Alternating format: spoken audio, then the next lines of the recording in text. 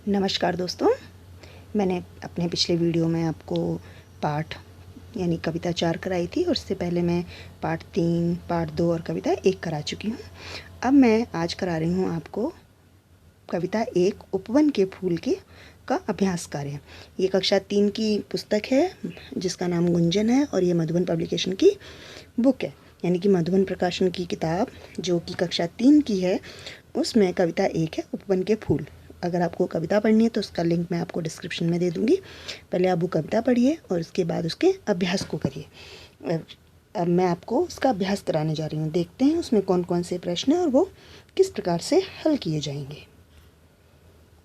पहला प्रश्न है आपका, सही उत्तर चुनकर सही का निशान लगाएं। तो अगर आपने वो कविता पढ़ी होगी तो आपको ये अच्छी तरीके से पता चलेगा। अगर नहीं पढ़ी है तो पहले वो पढ़ लीजिए। सब फूल सब पर क्या लुटाते हैं?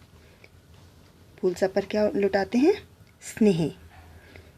कवि किसके जैसा जीवन जीने के लिए कह रहा है? फूलों की तरह। अब इसमें कुछ पर्यायवाची शब्द दिए गए थे। पर्यायवाची शब्द क्या होते हैं पहले मैं आपको वो समझा देती हूँ।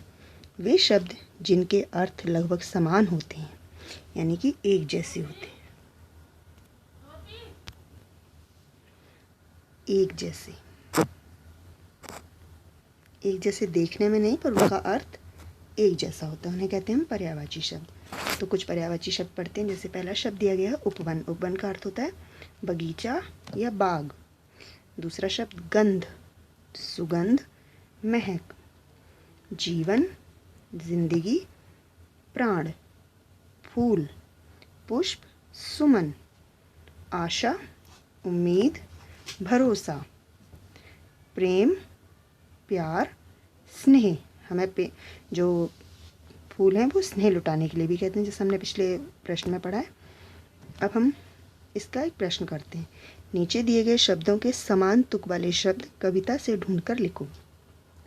समान तुक का मतलब होता है जिसकी एक जैसी आवाज़ आती हो, जिसे हम इंग्लिश में राइमिंग वर्ड्स कहते हैं। तो उस तरीके के शब्द, इनसे पहला शब्द हमें दिया गया भाते, उसका राइमिंग होता है जगाते। और भी हो सकते हैं गाते, पढ़ाते।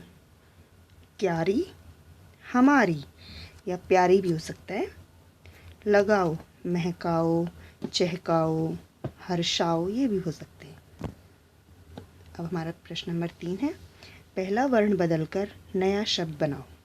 यानी कि यहाँ जो पहला वर्ण दिया है इसको हटाकर इस पीछे वाले वर्ण से की सहायता से नया शब्द बनाना है। जैसे यहाँ पर हमें दिया गया है फूल, तो भूल।